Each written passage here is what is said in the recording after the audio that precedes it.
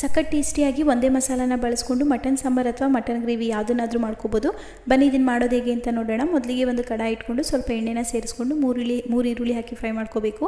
ನಂತರ ಒಂದು ಹಿಡಿ ಆಗೋಷ್ಟು ಕರಿಬೇವನ್ನ ಹಾಕ್ಕೊಂಡಿದ್ದೀನಿ. ಜೊತೆಗೆ ಬೆಳ್ಳುಳ್ಳಿ, ಶುಂಠಿ, ಚಕ್ಕೆ, ಲವಂಗ, ಏಲಕ್ಕಿನ ಹಾಕಿ ಸ್ವಲ್ಪ ಫ್ರೈ ಮಾಡ್ಕೊಳ್ಳಿ. ನಂತರ ಅದಕ್ಕೆ ಸ್ವಲ್ಪ ಜೀರಿಗೆ, ಸೋಂಪು ಕಾಳನ್ನ ಸೇರಿಸ್ಕೋಬೇಕು. ಇದ್ರ ಜೊತೆಗೇ ಮೆಣಸು ಕಾಳನ್ನು ಸಹ ಹಾಕ್ಕೊಂಡಿದ್ದೀನಿ. ಈಗ 1 ಟೀ ಸ್ಪೂನ್ ಆಗೋಷ್ಟು ಗಸಗಸೆ ಹಾಕ್ಕೊಂಡು 1 ಟೊಮೆಟೊನ ಹಾಕಿ ಇದೆಲ್ಲ ಚೆನ್ನಾಗಿ ಒಳ್ಳೆ ಪರಿಮಳ ಬರೋವರೆಗೂ ಫ್ರೈ ಮಾಡಿಕೊಂಡು ನಂತರ ಅದಕ್ಕೆ 1/4 ಕಪ್ ಆಗೋಷ್ಟು ತೆಂಗಿನಕಾಯಿ ತುರಿನ ಹಾಕ್ಕೊಂಡು ಫ್ರೈ ಮಾಡ್ಕೊಂಡಿದ್ದೀನಿ. ಈಗ ಇದು ತಣ್ಣಗಾದ್ಮೇಲೆ ಒಂದು ಮಿಕ್ಸರ್ ಜಾರ್ಗೆ ಹಾಕಿ ಈ ರೀತಿ ಪೇಸ್ಟ್ ಮಾಡಿ ಇಟ್ಕೊಳ್ಳಿ. ನಂತರ ಕುಕ್ಕರ್ಗೆ ಸ್ವಲ್ಪ ಎಣ್ಣೆ, ಈರುಳ್ಳಿನ ಹಾಕ್ಕೊಂಡು ಫ್ರೈ ಮಾಡಿಕೊಂಡು ರುಬ್ಬಿಟ್ಟಿದ್ದಂತಹ ಮಸಾಲ ಪೇಸ್ಟನ್ನು ಹಾಕೋಬೇಕು. ಮಸಾಲ ಪೇಸ್ಟನ್ನು ಸ್ವಲ್ಪ ಫ್ರೈ ಮಾಡ್ಕೊಳ್ಳಿ. ಫ್ರೈ ಆಗ್ತಿದ್ದಾಗೇ 1 ಟೀ ಸ್ಪೂನ್ ಆಗೋಷ್ಟು ಧನಿಯಾ ಪುಡಿ, ಹಾಗೆ 1 ಟೀ ಸ್ಪೂನ್ ಆಗೋಷ್ಟು ಖಾರದ ಪುಡಿ, ಸ್ವಲ್ಪ ಅರಿಶಿನ, ರುಚಿಗೆ ಬೇಕಾದಷ್ಟು ಉಪ್ಪನ್ನು ಸೇರಿಸಿ ಮಿಕ್ಸ್ ಮಾಡ್ಕೊಳ್ಳಿ. ಈ ರೀತಿ ಮಿಕ್ಸ್ ಮಾಡ್ಕೊಂಡ್ಮೇಲೆ ತೊಳೆದು ಇಟ್ಟಿದ್ದಂತಹ ಮಟನ್ನ ಸೇರಿಸ್ಕೊಳ್ತಾ ಇದ್ದೀನಿ. ಮಟನ್ನ ಸೇರಿಸಿ ಚೆನ್ನಾಗಿ ಫ್ರೈ ಮಾಡಿಕೊಂಡು ನೀರೆಲ್ಲ ಕಂಪ್ಲೀಟ್ ಡ್ರೈ ಆಗೋವರೆಗೂ ಫ್ರೈ ಮಾಡ್ಕೋಬೇಕು. ಈಗ ಅದಕ್ಕೆ ಸ್ವಲ್ಪ ಕೊತ್ತಂಬರಿ, ಪುದೀನ ಸೇರಿಸಿ